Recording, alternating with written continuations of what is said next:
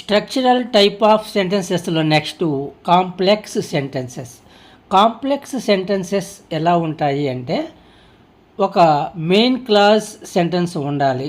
Main clause అంటే పూర్తి అర్థాన్ని ఇచ్చే సెంటెన్స్, కంప్లీట్ మీనింగ్ ఇచ్చే సెంటెన్స్ ఒకటి ఉండాలి. దానితో పాటు కనీసం ఒక డిపెండెంట్ క్లాజ్ ఉండాలి. డిపెండెంట్ క్లాజ్ అంటే దీనినే సబార్డినేట్ క్లాజ్ అంటారు. అంటే అసంపూర్తి వాక్యము కనీసం ఒకటి ఉండాలి.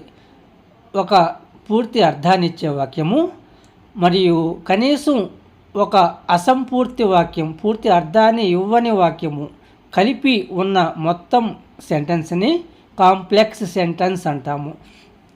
పూర్తి అర్థాన్ని ఇవ్వని వాక్యము ఇన్కంప్లీట్ సెంటెన్స్ ఎలా తెలుసుకోవచ్చు అంటే, ఆ సెంటెన్స్ ముందు after, although, as, because, before, even though, if, since, unless, until, when, while ఈ పదాలతో మొదలైన వాక్య భాగాన్ని ఇన్కంప్లీట్ సెంటెన్స్ అంటారు, అసంపూర్తి వాక్యము అంటారు.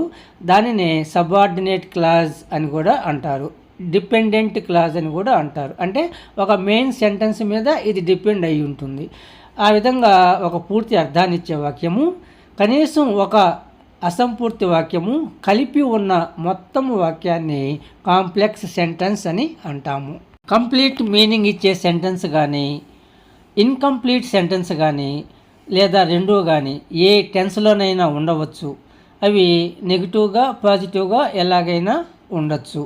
వీ వెంట్ హోమ్, మేము ఇంటికి వెళ్ళాము, past tense, because it was raining, వర్షం వస్తూ ఉన్న కారణంగా మేము ఇంటికి వెళ్ళాము. ఇక్కడ రెడ్ కలర్లో ఉండేది ఇన్కంప్లీట్ సెంటెన్స్, సబార్డినేట్ క్లాజ్. ఎందుకని? బికాజ్ ఇట్ వాజ్ రైనింగ్, వర్షం వస్తూ ఉన్న కారణంగా ఆగాం. ఏమైంది చెప్పట్లే. ఏమైంది? వీ వెంట్ హోమ్, మేము ఇంటికి వెళ్ళాము. ఇక్కడ ఒక మెయిన్ క్లాజ్ ఉంది, గ్రీన్ కలర్లో ఉన్న సెంటెన్స్, రెడ్ కలర్లో ఉండేది ఇన్కంప్లీట్ సెంటెన్స్. ఈ రెండు కలిపి ఉన్న దానిని కాంప్లెక్స్ సెంటెన్స్ అంటాము.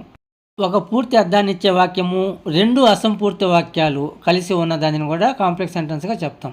Since the weather is nice, వాతావరణం బాగా ఉన్నప్పటి నుంచి, ఇది subordinate clause. I will go to office, నేను ఆఫీస్కి వెళ్తాను.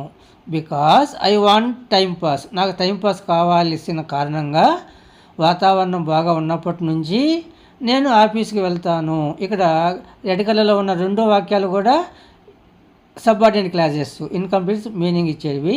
I will go to office అనేది మెయిన్ క్లాజ్. ఇట్లా ఈ మొత్తం వాక్యాన్ని కాంప్లెక్స్ సెంటెన్స్ అని చెప్తాం. నెక్స్ట్ వీడియోలో కాంపౌండ్ కాంప్లెక్స్ సెంటెన్సెస్ గురించి తెలుసుకుందాము.